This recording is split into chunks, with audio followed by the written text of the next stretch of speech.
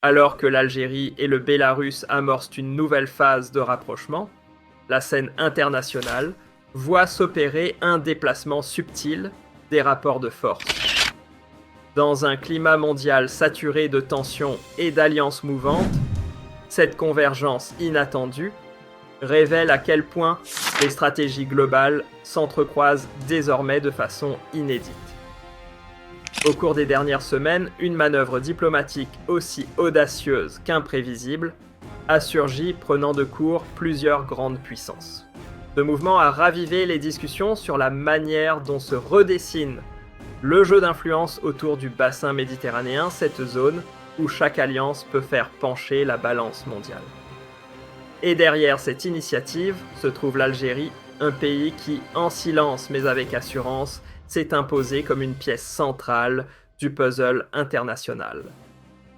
Maîtrisant les leviers de l'énergie de la sécurité régionale et du dialogue entre blocs opposés, Alger s'est offert un rôle que nul ne peut ignorer. La venue du président bélarusse, Alexandre Loukachenko, a sans surprise fait couler beaucoup d'encre et semé la curiosité dans les chancelleries du monde entier, car le paradoxe est fascinant. Le Bélarus, fidèle compagnon de route de Moscou, vit sous le poids des sanctions occidentales, tandis que l'Algérie amie de la Russie, mais indispensable à l'Europe, et courtisée par Washington, navigue avec une agilité politique remarquable entre les pôles d'un monde fracturé. Qui a orchestré les coulisses de cette rencontre? Pourquoi la tenir à ce moment précis et pas un autre? Quels effets ce tête-à-tête pourrait-il provoquer dans les rapports entre Alger et l'Europe? Et jusqu'où ces répercussions pourraient-elles s'étendre dans la crise entre Kiev et Moscou? Les rumeurs disant que l'Algérie préparerait la venue de Zelensky reposent-elles sur du concret? Quels engagements ont été paraphés? Quels partenariats ont vu le jour? Et surtout, où se positionne réellement l'Algérie dans cette période ultra sensible? C'est le moment de décortiquer point par point tout ce qui se joue en arrière-plan. En quelques minutes, on peut saisir pourquoi cette visite n'est pas un simple passage protocolaire. Pour cela, il faut replacer les événements dans un contexte planétaire, traversé par 3 crises gigantesques qui s'entrecroisent et alimentent une instabilité globale. Depuis plus de 2 ans, le conflit opposant la Russie à l'Ukraine s'enlise dans une spirale d'usure militaire et financière sans précédent, tandis qu'aucune issue politique crédible ne semble émerger. Parallèlement, la méfiance grandissante entre les puissances occidentales, Europe et États-Unis en tête, se heurte frontalement à l'expansion économique et stratégique fulgurante de la Chine. Alors que les nations du Sud voient leur poids s'accroître, porté par l'abondance de leurs richesses énergétiques et minières, la lutte pour dominer l'espace africain et la Méditerranée devient plus acharnée que jamais.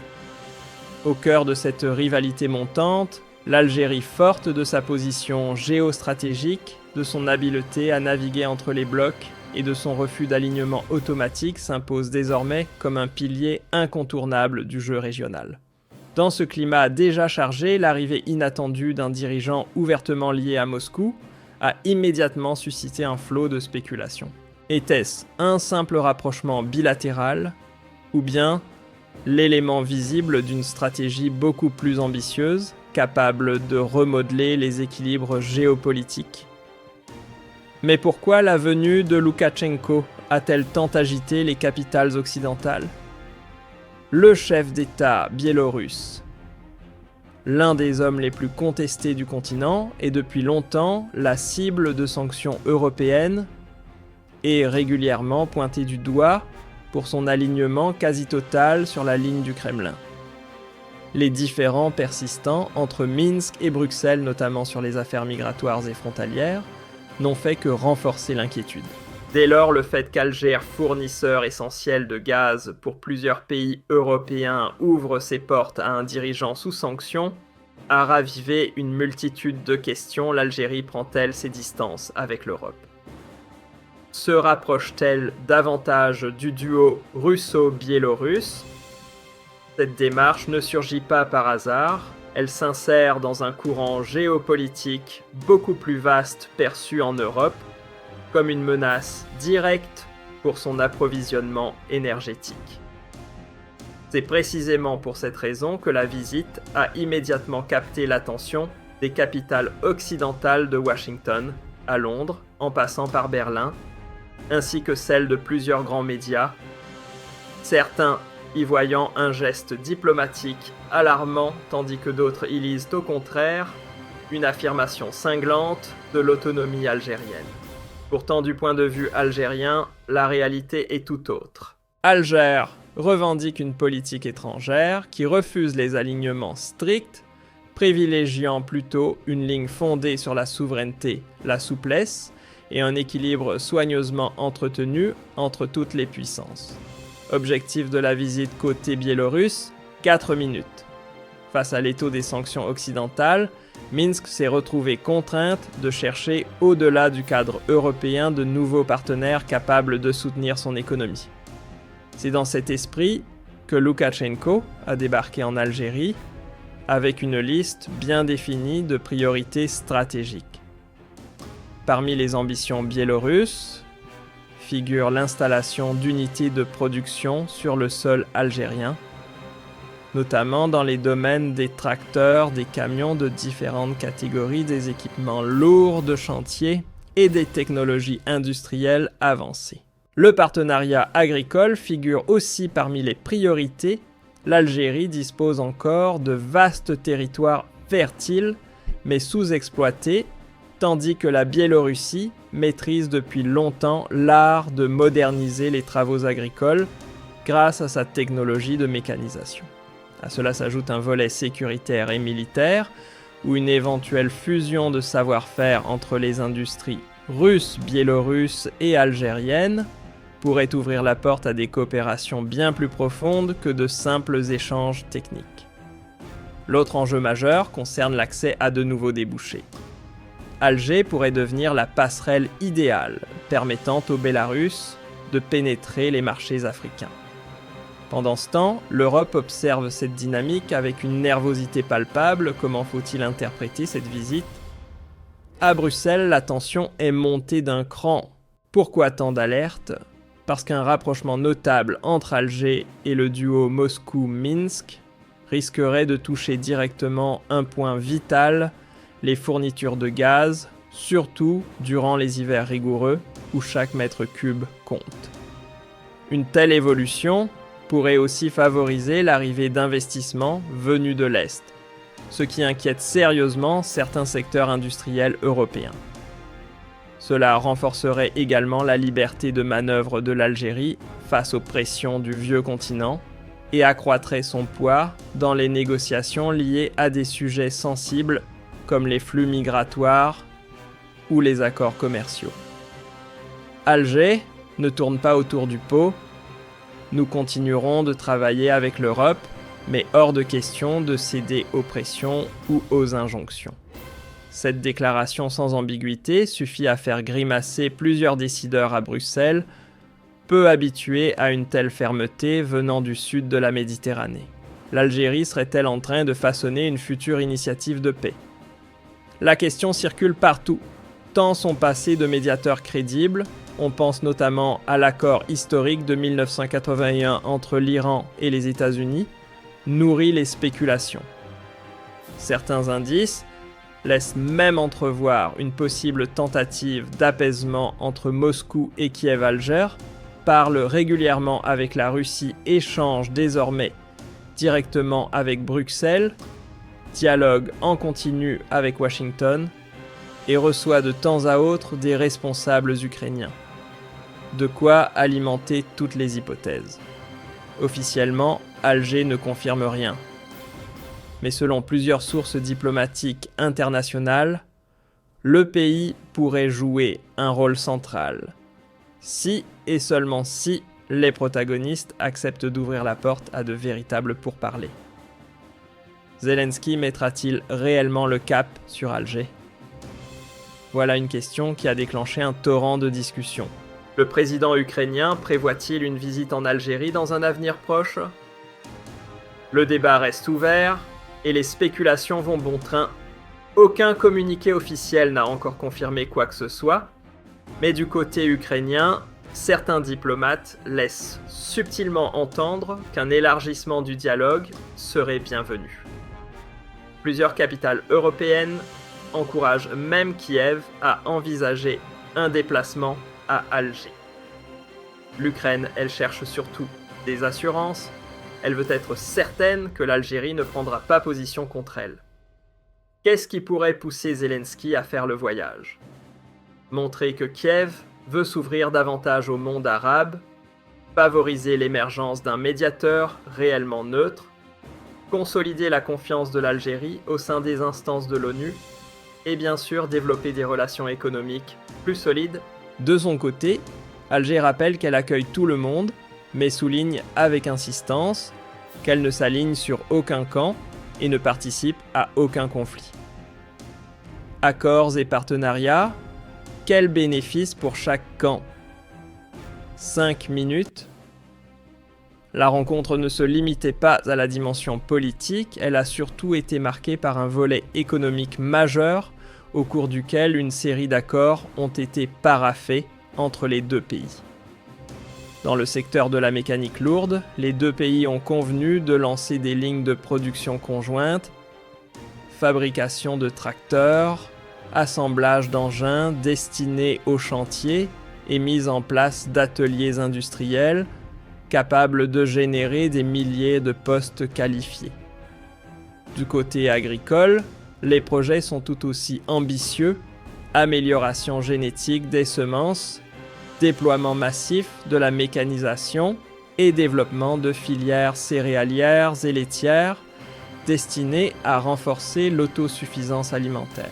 Sur le plan technologique, Minsk arrive avec un savoir-faire, reconnu cybersécurité de haut niveau, outils de surveillance intelligent logiciels spécialisés, autant de compétences que l'Algérie souhaite intégrer.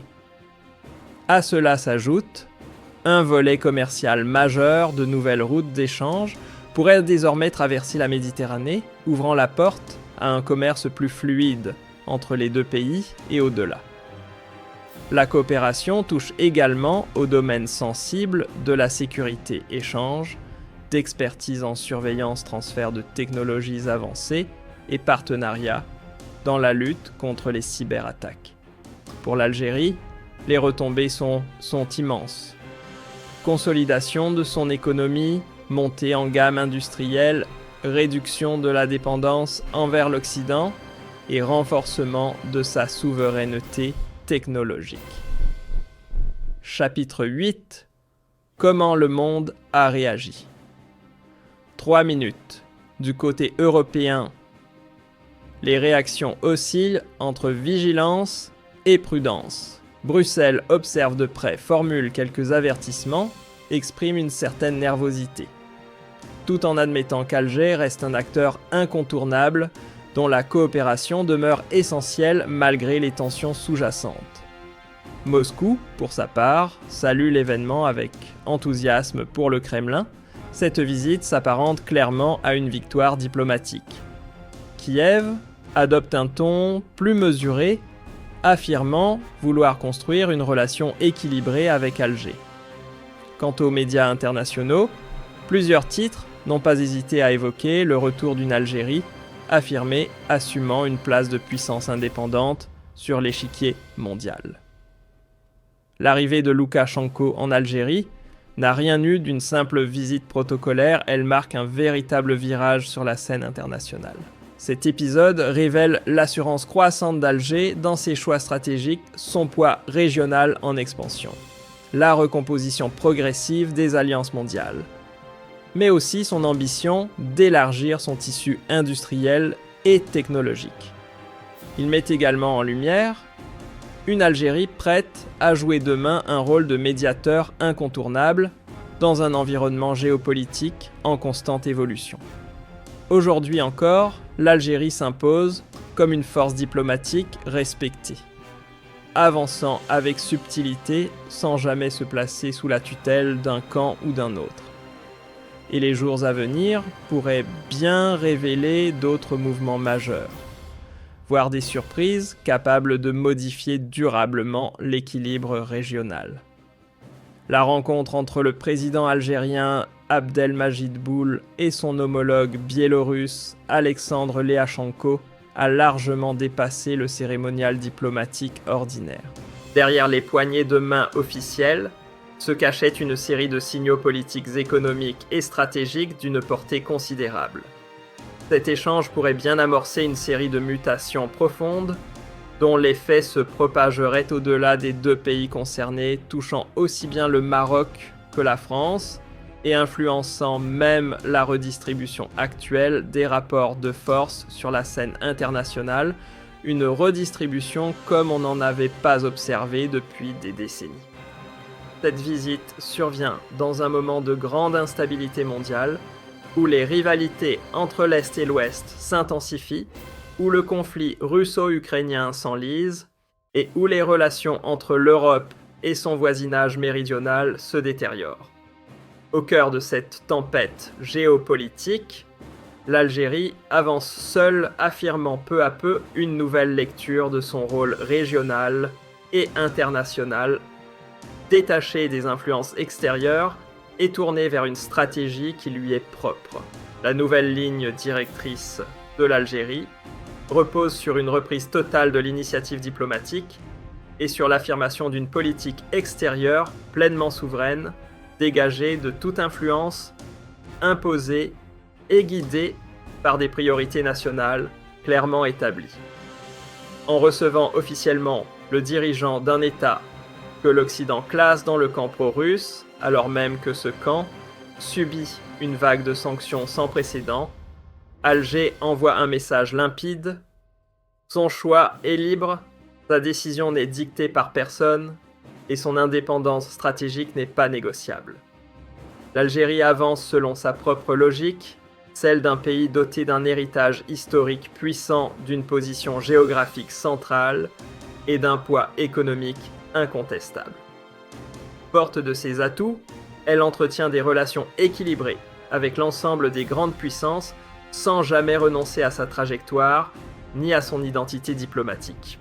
Pour de nombreux observateurs, cette visite s'apparente à un signal discret, mais très clair, l'annonce d'une nouvelle phase pour Alger. Beaucoup y voient la rupture progressive, avec des décennies de dépendance technologique et économique, particulièrement à l'égard de l'Europe, au profit d'un mouvement assumé vers une plus grande autonomie et une libération des anciens schémas d'influence.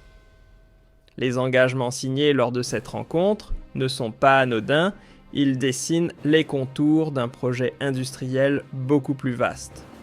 L'Algérie ne veut plus se contenter d'être un simple point de passage commercial.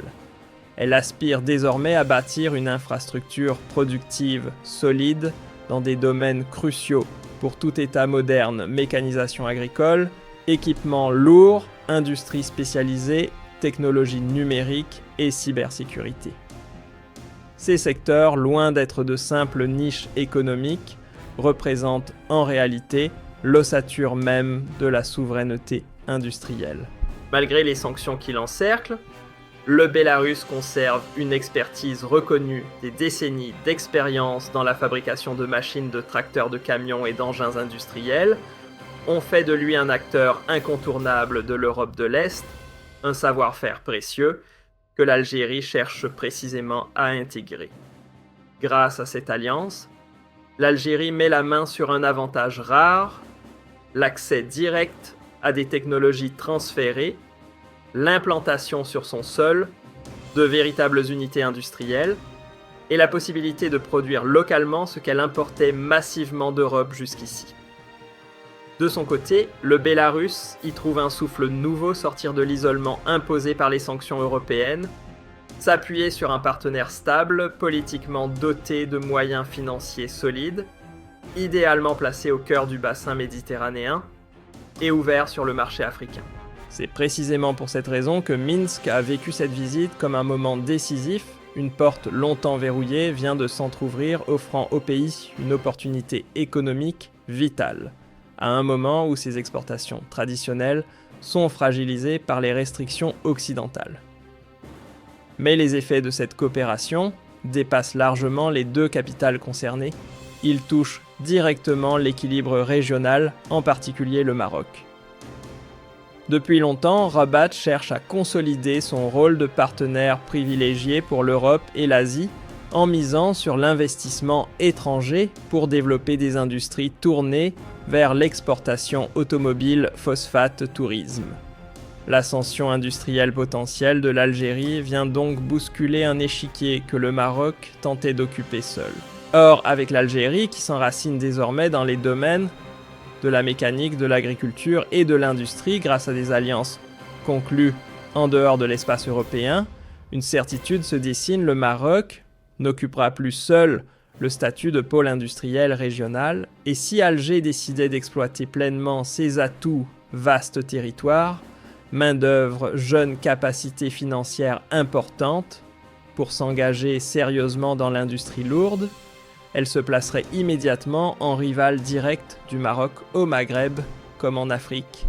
Sa population plus nombreuse lui offrirait même un avantage potentiel, un marché intérieur bien plus vaste, idéal pour soutenir une croissance industrielle durable. À cela s'ajoute un autre élément, l'arrivée de produits industriels algériens en Afrique pourrait bousculer les circuits économiques sur lesquels le Maroc misait depuis longtemps, notamment en Afrique de l'Ouest. Beaucoup de pays africains préfèrent désormais collaborer avec des partenaires disposant d'une production locale réelle, plutôt qu'avec de simples relais d'investissement occidentaux, et l'Algérie semble prête à occuper cet espace. Dans cette dynamique, l'Algérie pourrait bien réoccuper une place économique qu'elle avait laissée au Maroc durant les 20 dernières années, en s'appuyant sur la solidité et la réputation des industries biélorusses pour regagner du terrain sur le continent africain. Du côté français, l'effet a été brutal. Paris a ressenti cette visite comme une véritable secousse politique. L'Algérie, longtemps considérée comme un marché presque réservé aux produits français, prend désormais ses distances et diversifie ses partenaires industriels hors du cadre européen. Pour la France, voir l'Algérie échapper progressivement à son influence revient à perdre l'un de ses piliers économiques les plus importants en Afrique du Nord. Pendant des décennies, l'économie algérienne s'est appuyée sur les entreprises françaises dans l'automobile, l'énergie, les services ou les infrastructures. Mais cette époque touche à sa fin après avoir multiplié les partenariats avec la Chine, la Russie, la Turquie et désormais le Bélarus, l'Algérie ne place plus Paris au centre de son paysage industriel. L'ancienne domination française s'effrite clairement. C'est dans ce contexte que s'explique le malaise grandissant de Paris face aux avancées diplomatiques d'Alger. La France, déjà fragilisée par l'effondrement progressif de son influence au Mali, au Niger et au Burkina Faso, voit maintenant son poids économique reculer jusque dans ce qui fut longtemps considéré comme son bastion naturel, l'Algérie. Dans l'ensemble du Maghreb, Paris a désormais l'impression que l'Algérie ne la traite plus comme un allié privilégié, mais simplement comme un acteur parmi d'autres. Cette évolution réduit la marge de manœuvre française sur des dossiers où elle s'est longtemps appuyée sur Alger, qu'il s'agisse de migration de mémoire historique, de questions énergétiques ou de coopération sécuritaire. Autrefois, c'est l'Algérie qui comptait sur la France. Aujourd'hui, la réalité s'est inversée, c'est Paris qui a besoin d'Alger en particulier pour l'approvisionnement en gaz, devenu encore plus crucial depuis les tensions avec Moscou. Dans ce climat international mouvant, de plus en plus d'acteurs étrangers estiment que l'Algérie gravit progressivement les échelons pour occuper un rôle bien plus central qu'il y a encore quelques années. Cette rencontre ne sort pas de nulle part. Elle s'ajoute à une longue série d'initiatives qui replacent Alger au cœur du jeu mondial. Les visites croisées avec les dirigeants chinois, russes, allemands, turcs ou italiens en témoignent clairement. On observe également un retour affirmé de l'Algérie sur la scène diplomatique africaine, tandis que ses projets énergétiques et ses ambitions gazières en Méditerranée connaissent une accélération notable.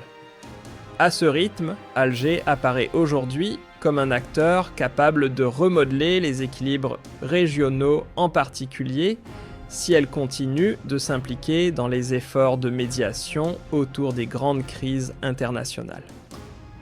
La rencontre entre l'Algérie et le Bélarus n'est donc pas un simple épisode dans l'histoire de leurs échanges bilatéraux.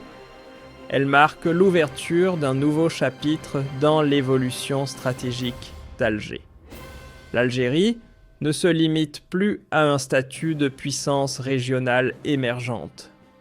Elle est en train de se positionner comme un État d'influence réelle, capable de redessiner les réseaux de coopération industrielle et économique dans toute la zone méditerranéenne et au-delà. C'est aussi une déclaration sans ambiguïté, le temps où certaines grandes puissances pouvaient dicter leur conduite à l'Algérie appartient désormais au passé. Le pays avance aujourd'hui sur une trajectoire qui lui est propre, portée par un héritage historique solide et une ambition politique comme économique qu'il n'essaie même plus de dissimuler. L'Algérie marche vers l'avenir avec assurance en définissant elle-même son destin. En réalité, tout ce qui s'est joué durant cette visite, chaque geste, chaque accord, chaque signal envoyé, restera comme un tournant déterminant non seulement pour les relations entre Alger et Minsk, mais aussi pour l'évolution du Maghreb, de la Méditerranée et même de l'Europe. L'impact se prolongera durant de nombreuses années. Et tout indique que la scène internationale va continuer à se transformer, avec une Algérie prête à compter parmi les acteurs majeurs, grâce à une doctrine fondée sur la souveraineté, l'équilibre et l'ouverture envers ceux qui la respectent, sans jamais renier ses intérêts, son histoire ou son identité. Amen.